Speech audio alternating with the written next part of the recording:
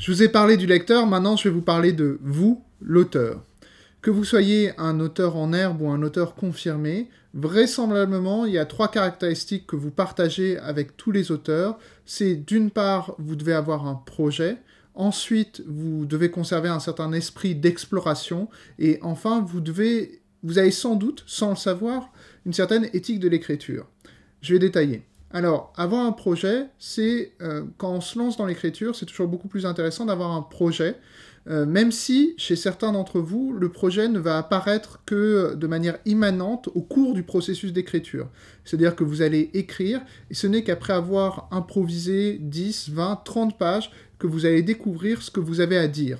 Mais dites-vous que avoir un projet, savoir ce qu'on veut dire, c'est aussi une manière de recentrer le texte que vous êtes en train de construire sur un cœur, et souvent c'est ce cœur qui à la fois va donner de la clarté à votre projet pour votre lecteur, mais va aussi vous aider à savoir où vous allez, et surtout fixer un objectif, c'est-à-dire prendre telle histoire et l'amener jusqu'à son terme. Et c'est important parce que ça vous permettra, chaque fois que vous aurez un doute, vous ne saurez plus où aller, de vous tourner vers ce cœur et de vous relancer dans cet exercice. Donc il faut avoir un projet, que ce soit un projet que vous ayez avant de vous lancer, ou un projet que vous découvrez petit à petit, il faut être capable de le formuler.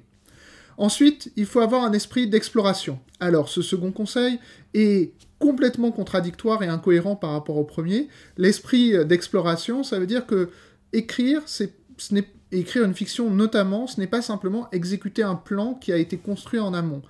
Écrire, c'est aussi avoir cet esprit de découverte où, quand quelque chose de nouveau apparaît, être capable de bifurquer par rapport au plan qu'on avait.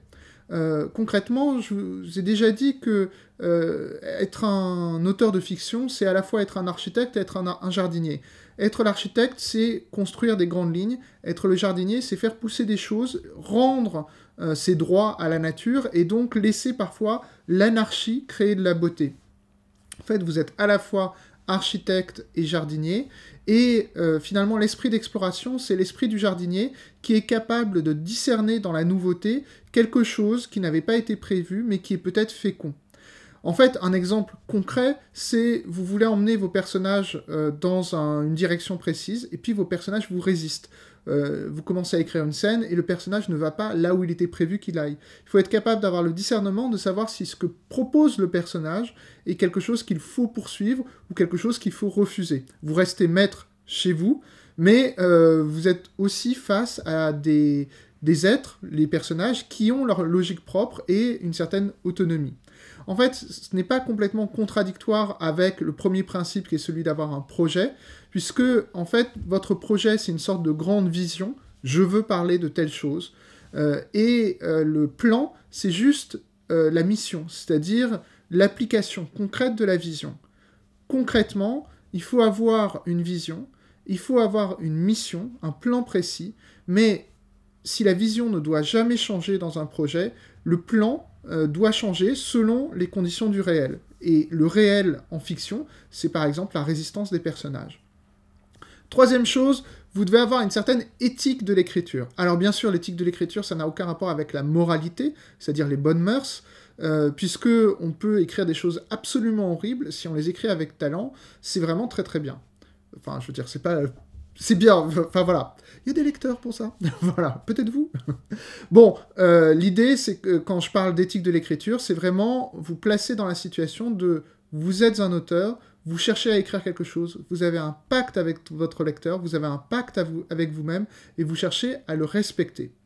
Alors pour contractualiser tout ça, je vais vous proposer un petit exercice concret. Cet exercice, c'est l'exercice que les studios Pixar donnent à leurs différents scénaristes. Les studios Pixar sont connus pour des films aussi réussis que Indestructible, par exemple.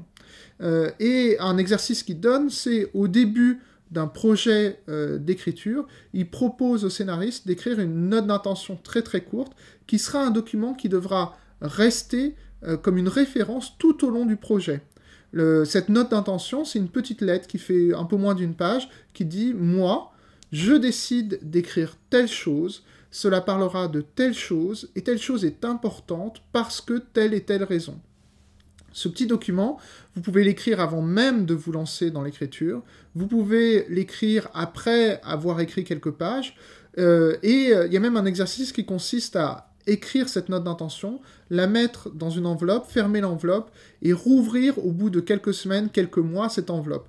Vous aurez peut-être la surprise de découvrir que vous avez complètement bifurqué, mais que c'est une bifurcation heureuse, ou vous découvrirez peut-être que vous avez réussi à resserrer petit à petit le cœur de votre intrigue autour de ce qui est vraiment important.